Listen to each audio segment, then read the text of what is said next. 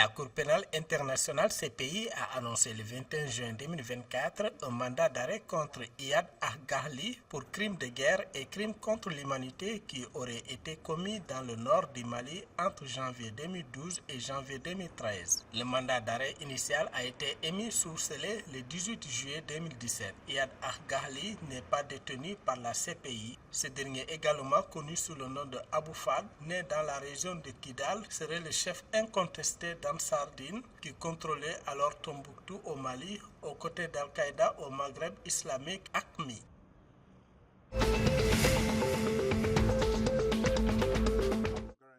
Le président de la Sierra Leone, Julius Maada Bio, a appelé ses collègues africains à une réponse immédiate et unifiée sur la situation en République du Soudan.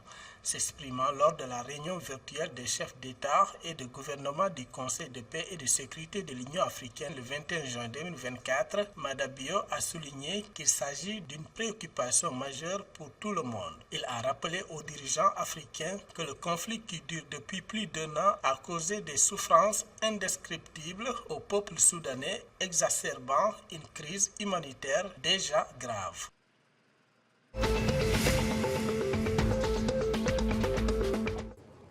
Les investissements de la Banque africaine de développement BAD dans le secteur énergétique de la Gambie ont considérablement amélioré l'accès à une électricité fiable et abordable. Selon un récent rapport de la banque sur les progrès du pays, d'ici fin 2024, au moins 70% des Gambiens devraient disposer de l'électricité, dont 50% dans les zones rurales. Un des projets notables est la connexion au Sénégal qui fournit 50 MW d'électricité pour améliorer le système d'approvisionnement en énergie de vrac de la Gambie. Selon le rapport, au 31 mars 2024, la BAD comptait 17 projets actifs en Gambie d'une valeur de 252,1 millions de dollars. Ces projets sont principalement financés par des subventions publiques.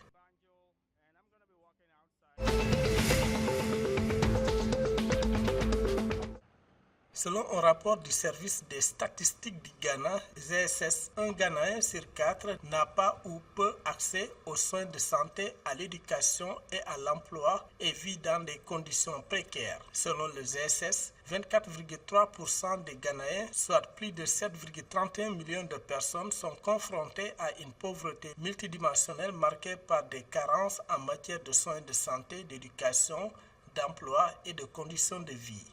Le rapport publié le 21 juin 2024 indique que le taux de chômage contribue le plus à l'indice de pauvreté multidimensionnelle IPM avec 32,6%, suivi par les mauvaises conditions de vie 27,9%, le faible accès aux soins de santé 21,7% et le manque d'éducation 17,8%.